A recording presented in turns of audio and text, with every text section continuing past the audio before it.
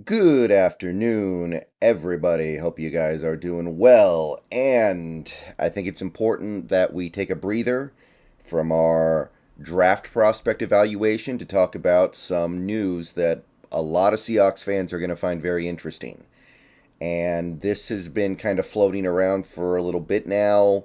And Schefter tweeted this out earlier this morning, so most people are probably already aware.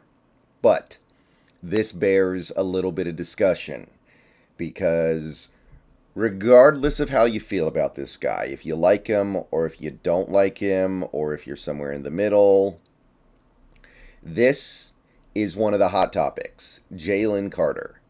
So, tomorrow, Georgia defensive tackle Jalen Carter is scheduled to visit the Seahawks. So he will be one of our top 30 visits. And we are doing this after several people have theorized that we were taking him off our draft board.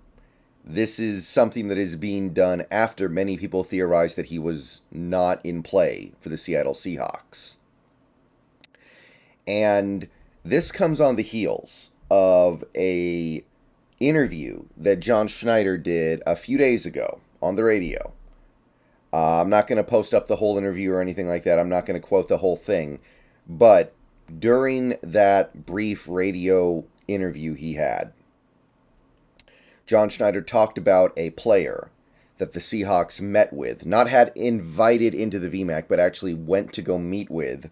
And he said, I can't give away details of who it was. It was like a secret workout. And we had to speak to this player to get to the truth of something. And it went really well. So a lot of people theorized that the mystery player that John Schneider couldn't disclose may have been Jalen Carter, because he said we've got to get to the truth there. And there are a few players that could certainly apply to. You could say it could apply to a guy like Anthony Richardson, Will Levis. Could apply to a guy like a Tyree Wilson because of his foot injury that he had last year. Could be a lot of different players, but a lot of people said, hey, it would make a lot of sense if it was Jalen Carter, because that's a guy who has a lot of questions surrounding him right now, considering given his conditioning, given his weight that he showed up at the pro day. There are a lot of things that he has to answer for.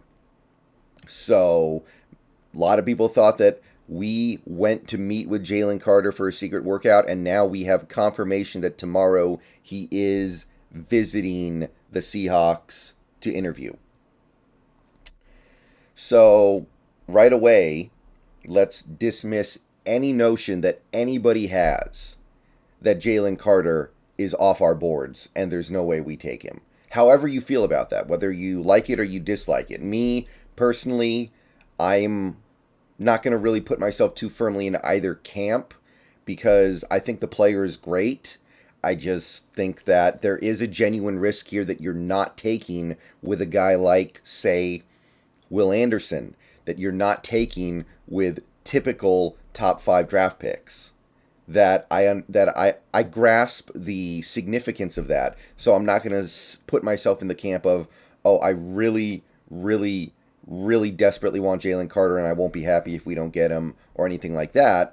But I'm not completely dead set against him either. But however you feel about it, just understand that if your impression going into this draft was that the Seahawks had already moved Jalen Carter off of their big board and there was no way they were ever going to take him, you can dismiss that thought. We would not be wasting time and resources on a guy who had already been taken off our big board.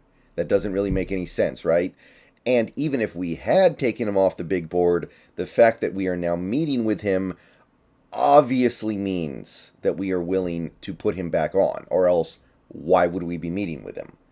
So this is fairly significant because a lot of people, a lot of fans, a lot of pundits, a lot of talking heads have theorized that the Seahawks are not even considering drafting Jalen Carter. Can't really say that anymore. So some people are going to say that's good news. Some people are going to say that's bad news. You guys know how I feel about it. I'm going to live with the results on this one. There are many instances, many instances that the Seahawks make a decision where I don't give them the benefit of the doubt. I say I think it's a good move or I think it's a bad move. What I can say about the Jalen Carter thing is that ultimately I'm going to trust in the decision makers on this team, because this is an instance where they have access to massive amounts of information that I will never have access to. So whatever they do with regards to Jalen Carter, I'm going to be fine with, because there are things going on with Jalen Carter that have nothing to do with what he does on a football field. I can watch every single play Jalen Carter has played for the Georgia Bulldogs over the last few years, and it's still not really going to tell me the important part here. Very few people question his competency and productivity and ability on the football field. The question with Jalen Carter is he going to be able to stay on the field to unlock that best version of himself? And that is the part where I'm just going to trust in Schneider to solve. All right, so Jalen Carter is going to visit with the Seahawks, and that has to put him at least back in play. Obviously, we could meet him and then find that, hey, we don't really like this guy, or he said something we don't like. We're taking him off our board. That can happen. But we're also having another piece of this puzzle slide in, per Adam Schefter. It has to do with the Arizona Cardinals. They are the team that is most likely to take the Jalen Carter possibility off the table for the Seahawks, because, again, they are the one team in the top four that can't really draft a quarterback. The other three teams are overwhelmingly likely to draft a quarterback. These Arizona Cardinals, they are stuck with their guy.